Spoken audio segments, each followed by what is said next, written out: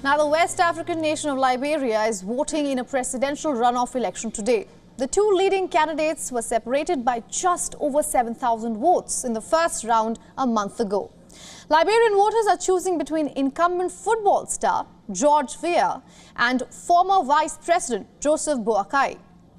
Now, President Weah narrowly won the first round but failed to get more than 50% of the vote. Now, this triggered the current runoff. Counting will begin hours after the polls end, and the victor will be sworn into office in January next year. Now, this is the second time the two men have faced each other in a presidential election runoff vote. In 2017, Weah triumphed over Boakai by gaining 61% of the vote in the second round. The voting in October was riddled with allegations of fraud and violence. Liberia's Election Commission said that 9 of its temporary staffers had been arrested over alleged ballot tampering.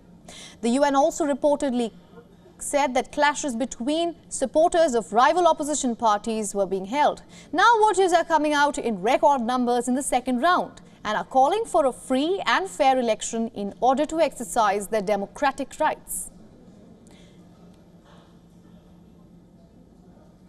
This year's election is the first one since the United Nations ended its Liberian peacekeeping mission back in 2018.